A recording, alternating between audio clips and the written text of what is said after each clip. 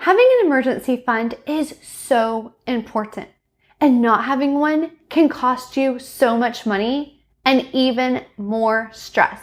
So in this video, I'm going to go over how much money you should have in your emergency fund. Hey everyone, this is Lauren Mack with Hacking the Rat Race, and I would love for you to hit the like button and subscribe so you don't miss any more videos on money, saving, and investing. How much money you have in your emergency fund can depend on a few different factors, which I'm going to break those down in this video. Before I do, I would like to just get some things straight. Number one, your emergency fund should be in a high interest savings account or money market account. And second, your emergency fund is not an investment.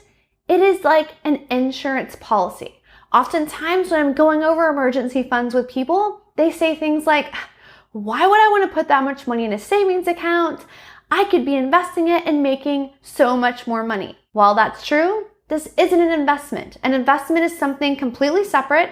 This money needs to be liquid so that you can access it very rapidly in the case of emergency, and you know it's going to be there. And that is why I recommend a high interest savings account or money market account, because you'll still be making something on your emergency fund. But again, I would like to reiterate, this is not an investment. This is more like an insurance fund in your sanity and in your budget.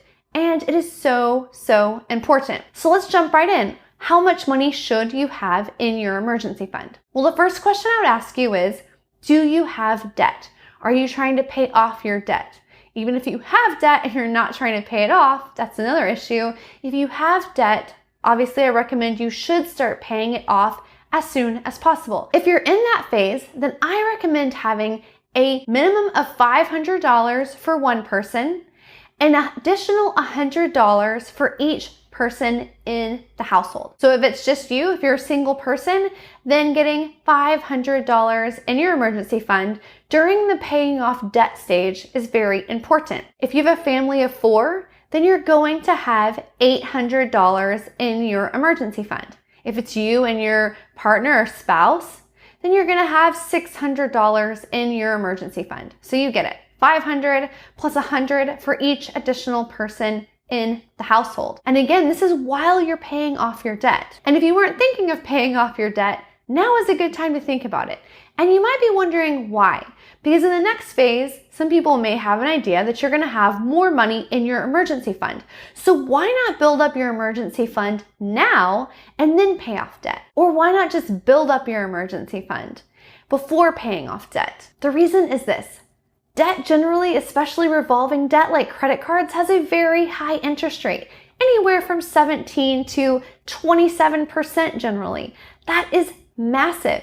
So if you go and save up all this money in your emergency fund, I don't mean the minimum amount I'm talking about now, which is 500 plus 100, but if you were to save more money than that in your emergency fund and you're not paying off that high interest debt, you are losing money every month. What you need to do is keep this minimum amount, 500 per one person and 100 for each additional person, and throw all the extra money you have to paying off that debt and getting that interest down. So what if you've paid off your debt? Maybe you don't have any debt. How much money do you need in your emergency fund? The general rule of thumb is 3 to 6 months of your monthly expenses. And obviously this is going to be way more than the $500 plus $100 per person that you had before. And this is why not putting 3 to 6 months in your emergency fund until you have your debt paid off is very important. So once you have your debt paid off, 3 to 6 months. What I would recommend if you're coming up with this, yes, you can just estimate it. Or what I would recommend so you actually have the proper amount is pulling your last 3 months of income and expenses and going through them. This is a great way to start making a budget, by the way, if you don't already have one. And if you do have a budget, looking at your budget. How much money did you spend over the last 3 months? You can do an average, or if it's a similar amount, you'll have an idea.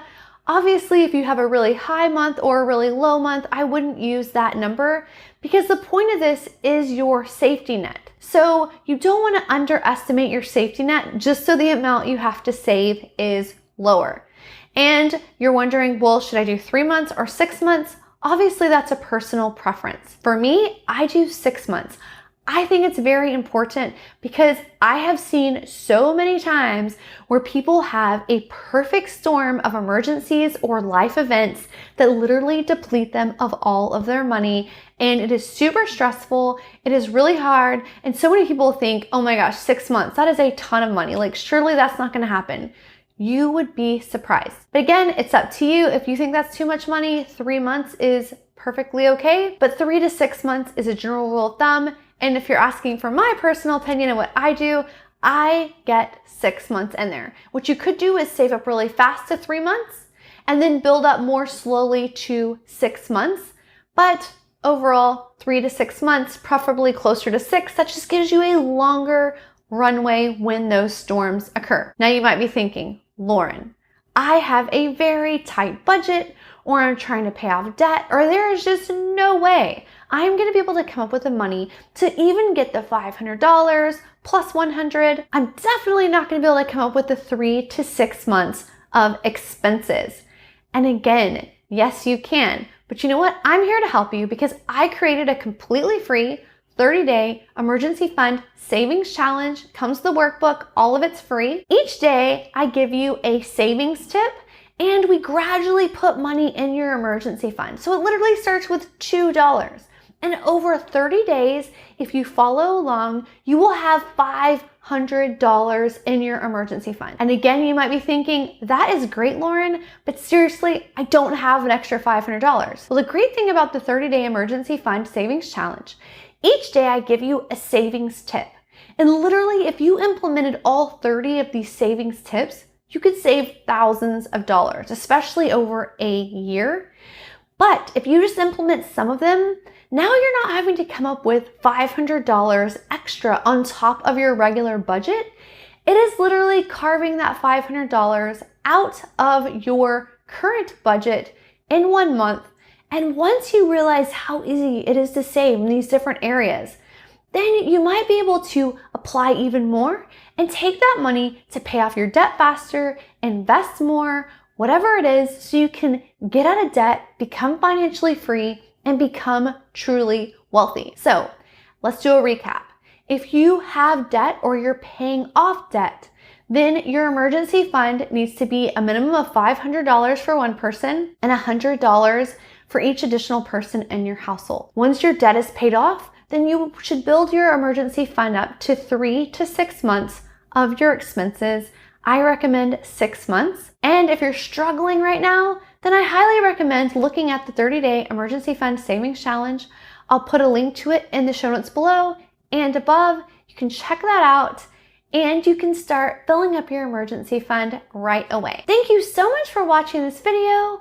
Please don't forget to hit the like button. It literally costs nothing and it does so much for this channel. And don't forget to subscribe so you don't miss any more videos on money, saving, and investing. Thanks again, and I'll see you in the next video.